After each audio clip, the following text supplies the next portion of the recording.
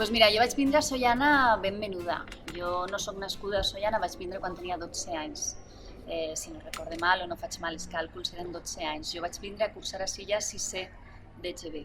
Vaig estar tot el que em quedava d'EGB i després tota l'època de l'institut, que anava a Silla, perquè en aquell entonces així no hi havia institut i els joves d'ací es dividien entre els que anaven a Sueca i els que anaven a Silla. Jo era de les que anaven les meves amigues a Silla.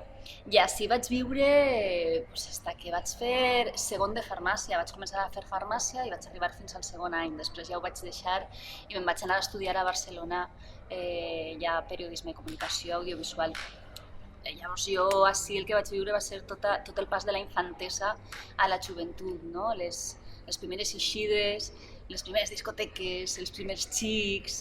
De fet, jo em vaig casar així, en un xic d'ací de Sollana, que després cada un vam seguir la vida a part, però bueno, jo encara guardo molt bona relació de la meva família en la meva família política d'ací i els meus pares segueixen vivint ací, vull dir que jo visc a Madrid, però jo cada mes i mig com a molt, jo vinc ací a veure-los i passen ells el cap de setmana i estic per ací pel poble. És molt especial. Vindre a Sollana a presentar el llibre és molt especial per mi. De fet, jo estic molt nerviosa ara mateixa perquè, bueno, jo no sé si hi haurà molta gent o no, al final és el de menys, perquè jo sé que tota la persona que vinga, siga molta o poca, vindrà amb molt de carinyo de cara a mi, però a mi m'apura molt i em preocupa molt quedar bé, perquè com és el meu poble, doncs jo vull quedar bé. Pues jo no havia necessitat mai publicar. Jo sempre havia escrit perquè com a periodista és algo inherent a l'ofici, però no havia necessitat mai publicar res personal i menys un relat de ficció. Però de tant de llegir, jo que he llegit tota la vida des de ben menuda, i de tant de treballar en les notícies i anar explicant el que fan altres persones, de sobte vaig tindre la necessitat de fer algo firmat per mi, una feina pròpia personal, i després també una miqueta el repte de tant de llegir, si tu seràs capaç de construir algun text que tinga una mínima dignitat, no? que mereixca estar en el mercat dels llibres i que tingui una miqueta de vocació literària. I va ser un repte que em vaig posar a mi mateixa i mira que l'he pogut dur a bon terme. Sí. N'hi ha molt, de mi n'hi ha molt, n'hi ha més de lo que jo voldria.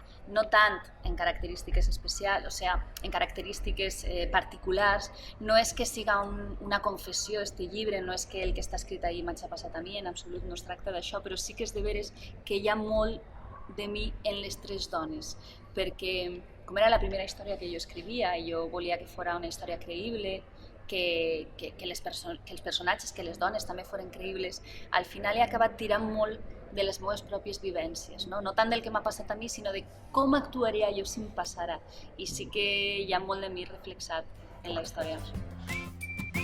A mi m'han dit companys com tu de la premsa que els sorprèn la història perquè no és previsible, diuen. Es veu que no es pareix massa a lo que solen publicar els presentadors o les presentadores de televisió, perquè no és una novel·la romàntica, no és una novel·la històrica, és una història, jo crec, perquè clar, parlar jo del meu mateix llibre pareix que queda malament, però vaig a fer-ho. Jo crec que és una història que sorprèn en quant a que les reaccions de les tres dones al voltant del quadre en si, com entre elles, és algo que no s'espera, la gent no se ho espera, i després la imatge en si, el quadre és molt, molt impactant, i la història del quadre, la història real, que també està a pinzellades, retratada en la novel·la, és molt, molt atractiva, amb la guinda de que és de veres, de que realment va passar això. I després jo crec que el meu estil d'escriptura, o almenys és el que jo he intentat aconseguir, que sigui un estil, és molt treballat, però no és massa ornamentat. Jo he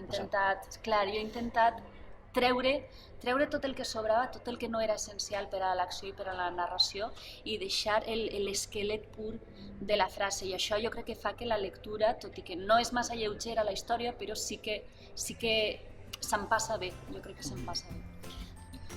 Pues a mi, abans de tot, el demostrar-me a mi mateix que era capaç. O sigui, com a persona, bàsicament, l'escriure una novel·la que es publique i que tinga bones crítiques és un gran colp d'autoestima, de demostrar-te que més enllà del que tu fas normalment cada dia, que és explicar coses d'altres, tu també pots formar part, estar dins del nucli d'aquells relats que altres expliquen, no?